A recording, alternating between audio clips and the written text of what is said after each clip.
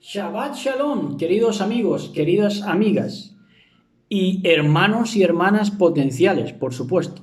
Hasta ahí estamos. Nos conoceremos cuando acabemos el camino. Esto es así.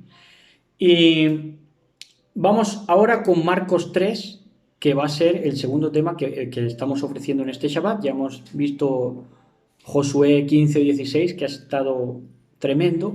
Y este Marcos 3 va a ser también que si fuéramos cristianos nos tirábamos por el suelo. Con eso ya se los digo todo. Entonces vamos con Marcos 3, leyendo en mucha reverencia en el nombre de nuestro patrón Yahshua HaMashiach.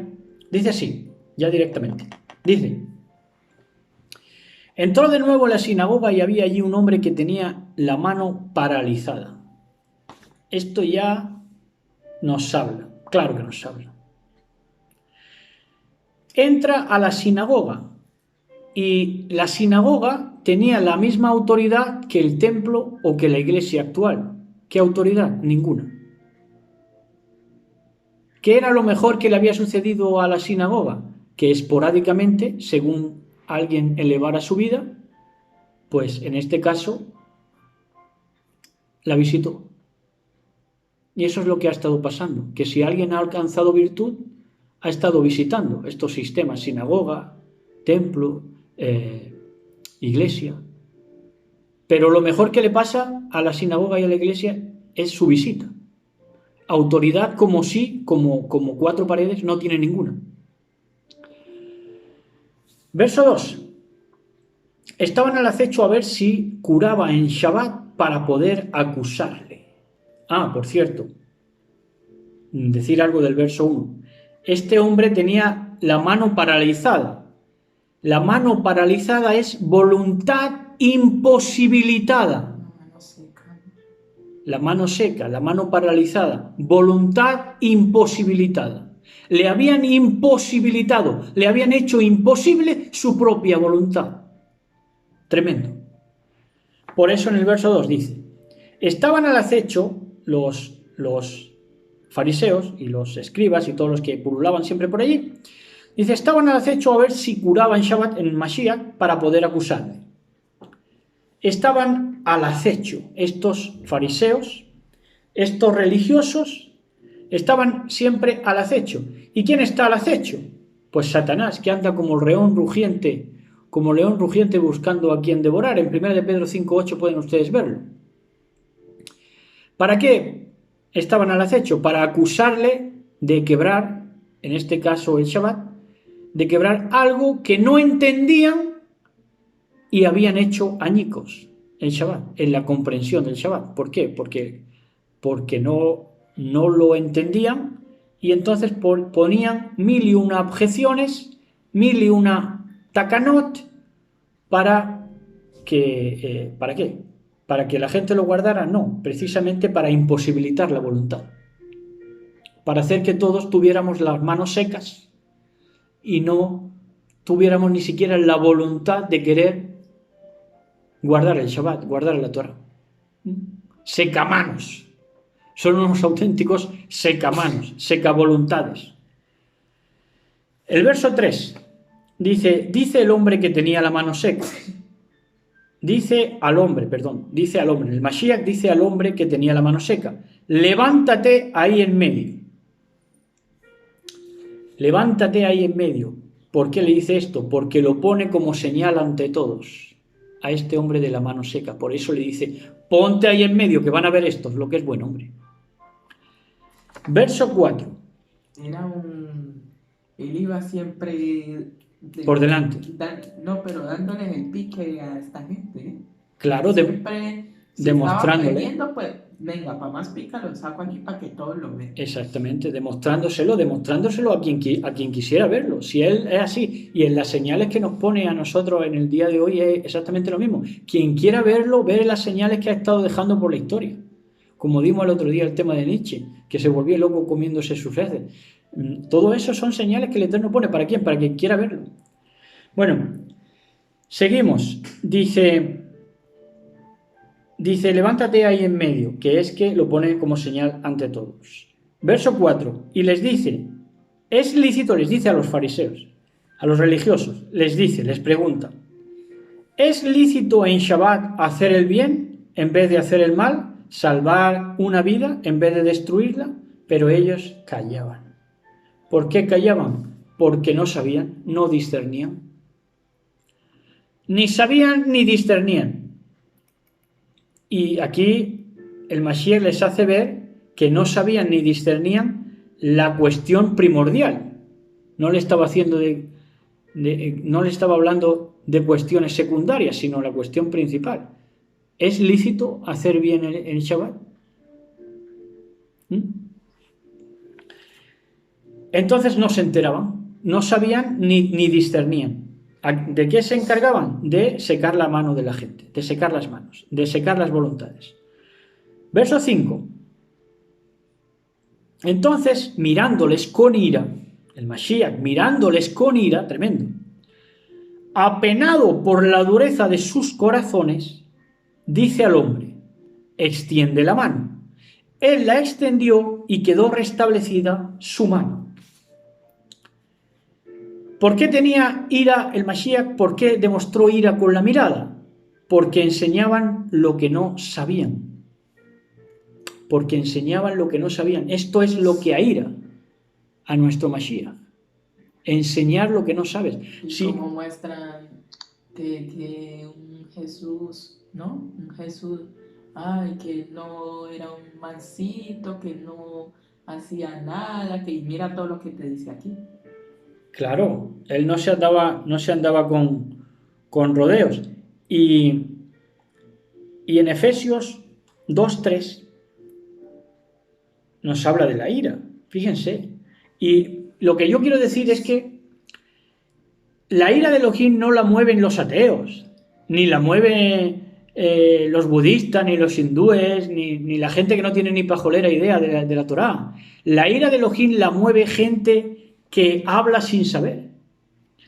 Por eso en Efesios 2:3 dice, entre los cuales, que todos hemos hablado sin saber, hasta ahí estamos. Todos hemos cometido esos pecados, de hablar sin saber. Pero es que si hacemos eso, la ira de Elohim está sobre nosotros. Dice, entre los cuales también todos nosotros vivimos en otro tiempo en los deseos de nuestra carne, haciendo la voluntad de la carne y de los pensamientos, y éramos, por naturaleza, hijos de ira, lo mismo que los demás. Tremendo. Así que, en otras versiones dice que hacíamos deseos pecaminosos, o teníamos deseos pecaminosos, voluntad propia y propios propósitos. ¿Qué es esto? Pues precisamente, hablar lo que no sabes. Sesgar la verdad, no mostrando la verdad, sino sesgándola continuamente para salir ganando aparentemente, para dártelas de que conoces, cuando tú mismo sabes que no conoces, ni sabes, ni disciernes. Que Elohim nos perdone y que Elohim tenga rajen de todos nosotros, porque eso es lo que llama a su ira, hablar sin saber. Y se preparan predicadores, salen como auténticos hongos y van de un lugar para allá y se van migrando a cada religión, acaban de una y se meten en otra. Tremendo. Entonces, le dice al hombre, nuestro Mashiach, extiende la mano. Esta es una clave de la enseñanza de hoy. Extiende la mano. Quien extiende la mano es que reconoce una necesidad. Reconozco, tengo que pedir, por eso extiendo la mano. Extiendo la mano, reconozco, tengo que pedirle al Mashiach, donde está la fuente de la vida. Extiende la mano, le dice al hombre de la mano seca, reconoce tu necesidad. Rinde tu voluntad. Los otros lo que te han secado es la voluntad. Pero yo lo que te estoy pidiendo, te están anulando la voluntad. Yo lo que te estoy pidiendo es que rindas tu voluntad para habilitar tus buenas obras. Porque las manos también nos hablan de buenas obras. Cuando rindo mi voluntad, extiendo mi mano, me muestro necesitado del Mashiach, me habilito a mí mismo para las buenas obras. y hago lo que los fariseos no pueden hacer nunca. ¿Por qué? Porque ellos nunca van a extender sus manos, nunca van a mostrarse necesitados. Y se mostrarán tanto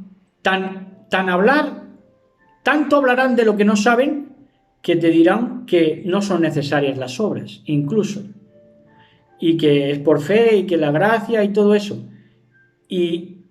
¿Pero por qué? Porque son secadores de manos, secadores de voluntades.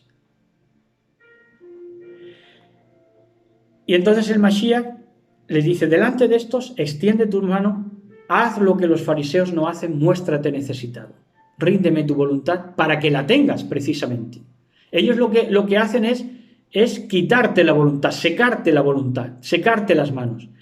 Pero yo lo que quiero es que me rindas tu voluntad para habilitártela, para que puedas hacer buenas obras. Tremendo.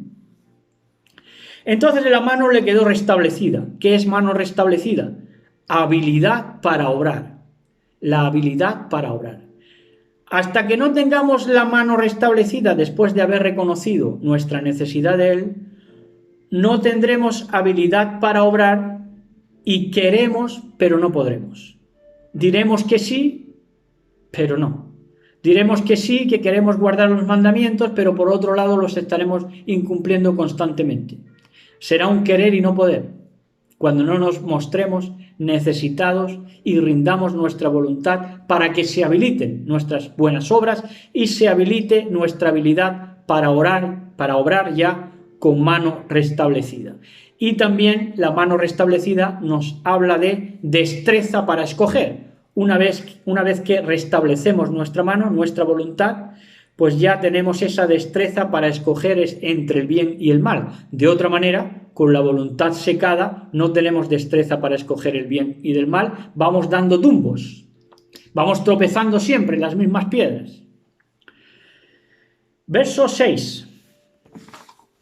En el verso 6 dice: en cuanto salieron los fariseos, se confabularon con los herodianos contra él para ver cómo eliminarle. Fariseos de mano nunca extendida, que ni ayudan ni saben ayudar. Ahora esos fariseos se confabulan con los herodianos. ¿Qué eran los herodianos? El sacerdocio vendido a Roma. Lo que es lo mismo, el sacerdocio ya vaciado de contenido. Vaciadas las palabras del Mashiach, ya se queda en amor, o en Ahabá, que ya es el término que ya utilizan ahora para vaciar de contenido la Torá y la enseñanza del Mashiach. Entonces dice que se confabularon con los herodianos, sacerdocio vendido a Roma. ¿Cómo se vende el sacerdocio a Roma? Sacan la capacitación para distinguir, sacan la capacidad. Sacan la capacidad porque sin la mano restablecida, sin las obras, no hay capacidad para distinguir y obrar bien. Que esto, la capacidad para distinguir y obrar bien, la da el mismo Mashiach, de todo lo que sale de su boca. Pero sin mostrarte necesitado, sin extender tu mano, no hay capacitación, no hay capacidad posible. Capacidad, no hay capacidad tampoco vendiéndose a Roma, es lo contrario. ¿Por qué? Porque te despojas de obras, ya no les das importancia a las obras, ya dices que es por gracia, ya dices que todo cabe, ya empiezas a decir que ya no hay que discutir con nadie. Eso te va llevando a Roma, te quita la capacidad, ¿entienden? Ahora, verso 7. Dice: Yahshua se retiró con sus discípulos hacia el mar y le siguió una gran muchedumbre de Galilea, también de Judea.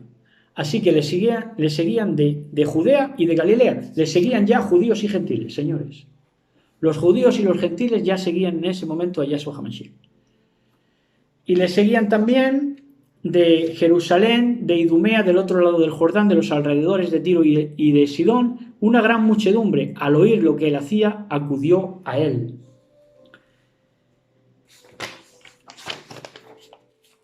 Entonces, del otro lado del Jordán también se les acercaron. ¿Por qué? Porque eran todos gentes que querían cruzar al otro lado del cotarro que tenía montado el fariseísmo, que es que les secaba las voluntades. Ellos querían, pero no se lo permitían.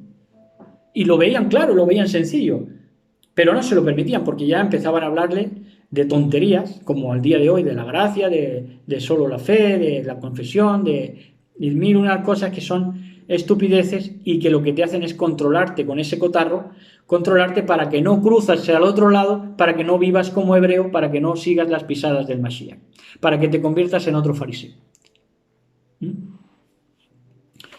Y ahora, verso 9. Entonces, a causa de la multitud, dijo a sus discípulos que le prepararan una pequeña barca para que no le aplastaran.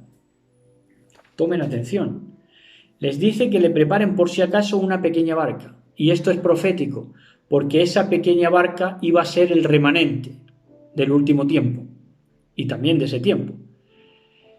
Y esa pequeña barca era para ejercer tocando sin impedimento a todo aquel que se acercara, porque si era colapsado, si era apretujado, no podía ni siquiera tocar.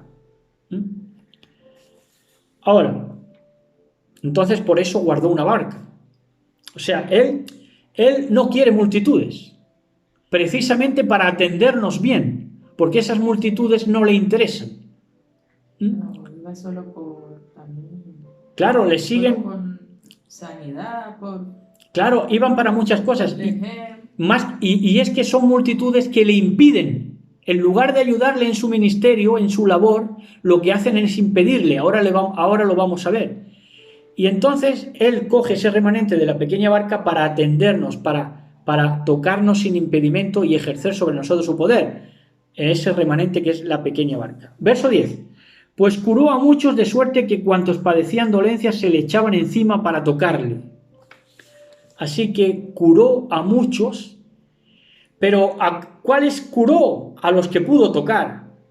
¿Y a cuáles pudo tocar? A los que le dejaban margen para moverse. Esto es muy profundo. A los que le dejaban margen para que el Mashiach se moviera y les tocara, entonces a esos pudo tocar. Pero a los que le apretujaban, allí no podía tocarles. Era impedido por la multitud. Y hoy el evangelio multitudinario, la religión masiva, es que lo está aplastando al Mashiach. No le deja moverse como él quiere para sanidad de todos y le obliga a subir a su barca, que es a su remanente. Tremendo. Verso 11 y 12. Y los espíritus inmundos al verle se arrojaban a sus pies y gritaban: tú eres el hijo de Elohim. Pero él les mandaba enérgicamente que no le descubrieran. ¿Cómo es esto? Los demonios le suplicaron. ¿Cómo? Y bueno, ¿y porque le dijeran hijo de Elohim le estaban suplicando? Claro que sí, porque le estaban suplicando los demonios en la forma y en la manera de declararle a él, al Mashiach, como hijo de Elohim, desechando de esta manera a sus padres, a los caídos, que eran los antiguos hijos de Elohim, renegando y aborreciendo a sus padres caídos. Y lo que hicieron los demonios, muchas veces la gente no lo hace. No aborrece, desecha y reniega a sus padres por causa del Mashiach. Y sin embargo los demonios sí lo hacen.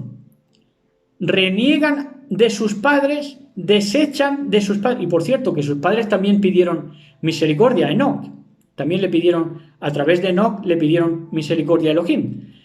Y claro, porque estaban todos ya vistos para sentencia y temblando, tanto los caídos como los demonios.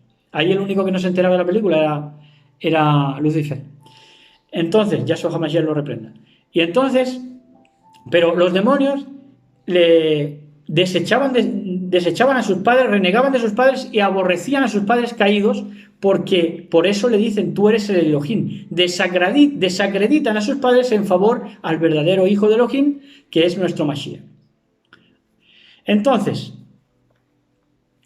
Verso 13, dice, subió al monte y llamó a los que él quiso y vinieron junto a él. Entonces, subió al monte, que nos habla de en la dificultad, porque es escarpado, tienes que subir. Entonces nos habla de que en la dificultad es el terreno en el que el Mashiach llama a los que quiere para que vengan a su lado. ¿Dónde? En la dificultad, en el monte, para que subas, para que por lo escarpado avances, señores. Verso 14. Instituyó 12 para que estuvieran con él y para enviarlos a predicar. Dice, para estar con él y para enviarlos a predicar. Primero, ¿qué es? Estar con él. Primero es estar con él. Primero no es predicar, primero es estar con él. Verso 15. Con poder de expulsar los demonios. De esos demonios que salían para suplicarle al Mashiach. Que eres el hijo de Elohim, que nosotros no queremos nada con nuestros padres, no nos mates, no nos mates. Le suplicaban por eso y le reconocían como hijo de Elohim por eso. Pero salían para suplicar a los discípulos cuando le nombraban a Yahshua HaMashiach, pero no para escandalizar, como hoy se hace en las iglesias, que es un escándalo, un teatrillo ahí. No, ellos salían para suplicar. Entonces, verso 16 dice, instituyó a los 12 y puso a Simón el nombre de Kefa, de Pedro. Primero, Kefa fue Simón, y Simón es el que escucha a Elohim. Algunos se abrogan de que son el sustituto de Pedro, pero antes de ser Kefa, antes de ser la transcripción Pedro, fue Simón, el que escucha a Elohim. Y luego ya fue Kefa, que es roca. ¿Qué nos dice esto? ¿Quieres ser fuerte como la roca? Escucha a Elohim. Verso 17. A Santiago el de Zebedeo y a Juan el hermano de Santiago, a quienes puso de nombre Boanerges, es decir, hijos del trueno. Y esto ha traído cola, lo de los hijos del trueno. Y esto es muy sencillo, señores. Regesh, que será trueno. Entonces, esto es muy sencillo y se entiende con un entendimiento de sencillo, de niños, ¿no? Si el trueno lo que hace es reverberar el relámpago. El trueno reverbera el relámpago que ha caído antes, el trueno le reverbera el sonido. Entonces, en Mateo 24-27 leemos que él se mostrará como el relámpago de oriente a occidente, el Mashiach en su llegada, en su venida, como se dice. Entonces, ¿por qué serían hijos del trueno? Porque anunciarían la llegada del Mashiach. Tomen notas porque todo esto les enriquecerá la vida. Y no se olviden de suscribirse y si están suscritos, pues sigan disfrutando del caudal. Porque esto es maravilla y esto enriquece de verdad el alma. Entonces, versos 18 y 19, dice Andrés, Felipe, Bartolomé, Mateo, Tomás, Santiago, hijo de Alfeo, Tadeo, Simón el cananeo y Judas Iscariote, el mismo que le entregó. Ojo, que el cananeo Simón, si era Simón, es que oyó a Elohim. El cananeo oyó a Elohim y Judas, que era de Judá, de toda la vida, de Judá, lo traicionó. No siempre las cosas salen como nos pensamos. Así que no hay que subestimar a nadie, ni tampoco ensalzar al extremo a nadie, ni porque sea judío va a dejar de traicionarlo, ni porque sea Simón quiere decir que haga oídos sordos.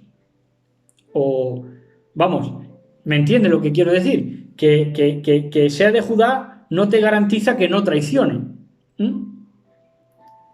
¿Entienden? Y Simón, que era el cananeo, que era el que le tocaba el más a rebufo ir de la doctrina de la Torá, pues resulta que fue el que oyó, Simón. Cananeo, Simón, aquí lo dice. En el verso 18 y 19. Dice Andrés, Felipe, Bartolomé, Mateo, Tomás, Santiago, hijo de Alfeo, Tadeo, Simón el cananeo. En el verso 18. Y entonces seguimos con el verso 20, dice, vuelve a casa. Lo dice en presente, esta versión. Dice Shimon en Sealot. Cedalot viene a ser, yo creo, también cananeo. Entonces dice, vuelve a casa, se aglomera otra vez la muchedumbre de modo que no podían comer. Tremendo. Por eso digo que es que hay gente sin miramientos, no le deja moverse. Es que no le dejan moverse al Mashiach. Si él quiere sanarnos, si él quiere que tengamos una vida plena, pero si lo aplastan y no le dejan ni comer, pues entonces demuestran que son gente sin miramientos, la mayoría de todas esas multitudes. No miran ni siquiera que el Mashiach pueda comer a gusto con sus discípulos. Dime. Yo creo que ese es otro Shimon, no es el mismo Kefa. No, claro, eso sí, eso creo yo que había quedado claro. Ese Simón es otro, Simón Kefa es judío, pero ese está hablando de un Simón cananeo. Entonces seguimos 23, 24, 25, 26. Dice, él, llamándoles junto a sí, les decía en parábolas, ¿cómo puede Satanás expulsar a Satanás? Si un reino está dividido contra sí mismo, ese reino no puede subsistir. Si una casa está dividida contra sí misma, esa casa no podrá subsistir. Y si Satanás se ha alzado contra sí mismo y está dividido, no puede subsistir, pues ha llegado a su fin. Nosotros tenemos una enseñanza que explica esto en profundidad, que es el reino dividido. En nuestras listas de reproducción, pónganla y les saldrá. Está muy bien. Entonces, justo así, dice, no puede subsistir, pues ha llegado su fin. Y es que era justo así, como está diciendo el Mashiach, y va a ser justo así, porque el reino dividido no puede prevalecer y el reino de Satanás es un reino dividido. ¿Por qué? Porque los aliens pidieron clemencia a través de Enoch, los demonios se arrojaban a los pies del Mashiach,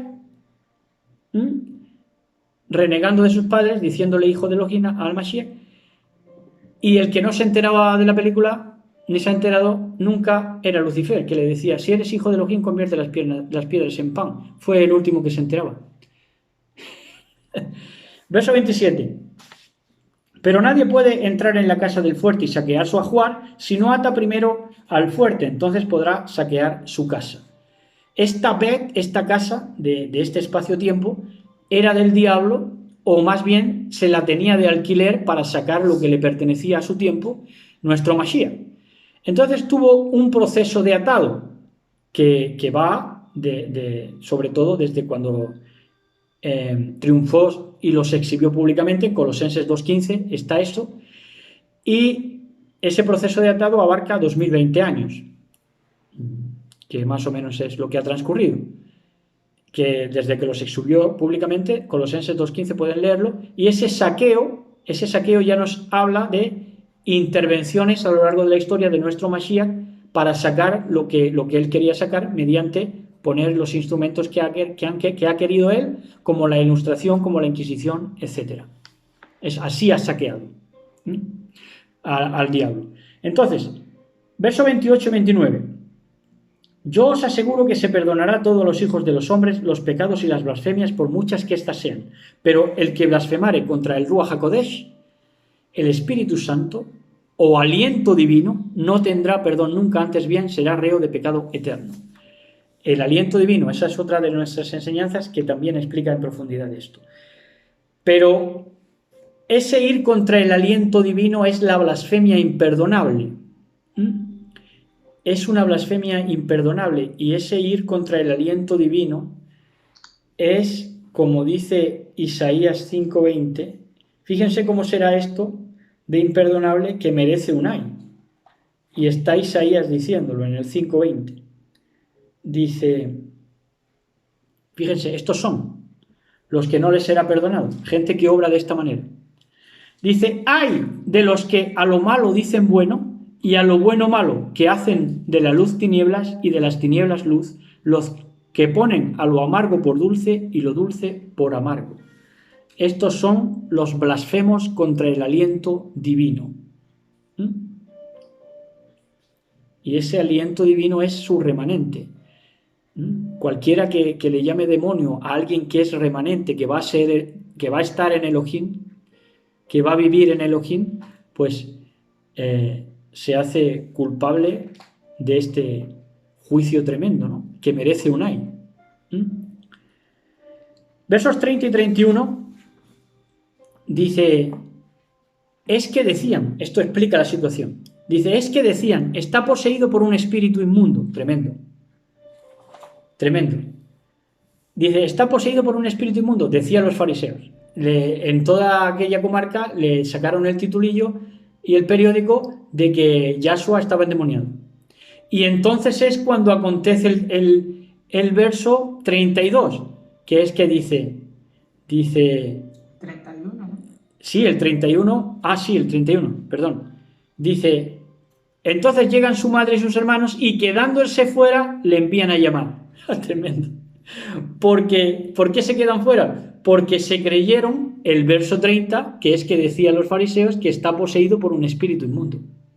Se lo creyeron, por eso se quedaron afuera, porque les daba miedo, le temieron al Mashiach. En el 21 dice que salieron a reprimirle porque decían que estaba fuera de sí. Que estaba fuera de sí, claro, que estaba endemoniado.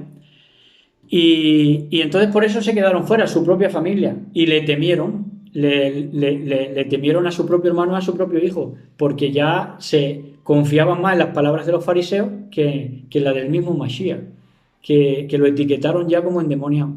Tremendo. Tremendo. Esto vamos, todo lo que expliquemos ahí nos quedamos cortos. ¿Qué vamos a esperar nosotros en este mundo? Trataron al Mashiach, al mismo Elohim. Es así. Así es. Claro que sí. Versos 32, 33, 34.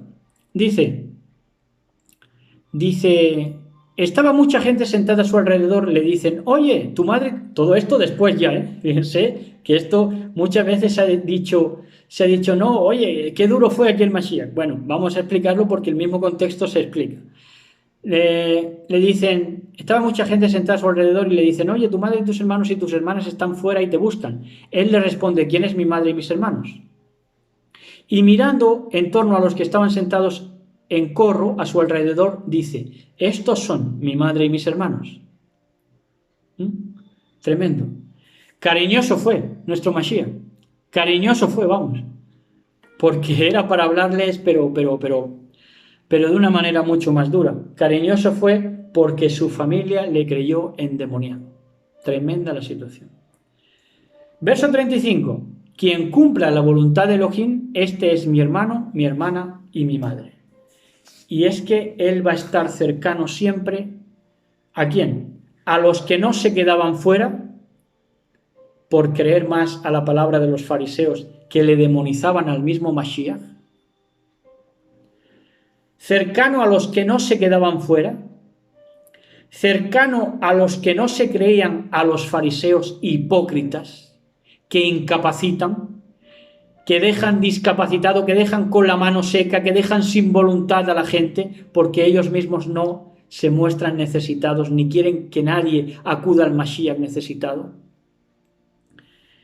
Y cercano a los que no tenían un miedo enfermo y enfermizo. A esos está cercano. No tenían miedo enfermizo, que si Yahweh era un demiurgo, y ahora no les bastaba con que Yahweh era un demiurgo, ahora también Yahshua, que es el Ahabá, el amor personificado, ahora resulta que también está endemoniado.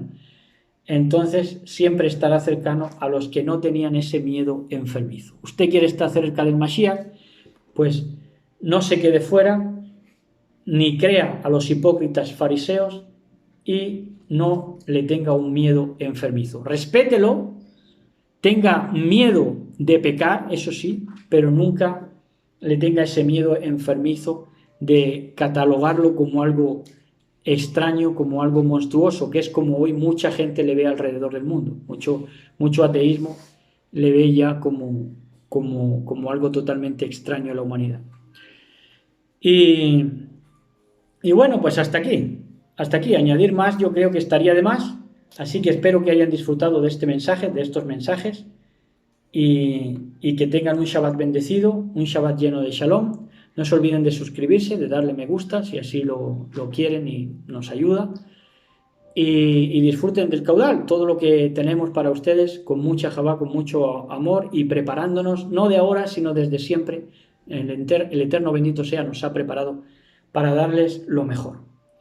Y pues eso, tengan un Shabbat lleno de Shalom, besos y abrazos para todos y todas, hablen con él como quien habla con un amigo, como decimos siempre, nuestro mejor amigo, como aquel que siempre está cercano de verdad, aquel que no se queda fuera, que no nos teme a nosotros, aun cuando a nosotros nos hayan puesto de todo, desde de demonios, de locos o de lo que sea, Él no se queda fuera, Él pasa con nosotros. Y no solamente eso, sino que nos dice, este es mi hermano, mi hermana y mi madre, quien cumple la voluntad de Elohim. Besos y abrazos para todos y todas. Shabbat Shalom.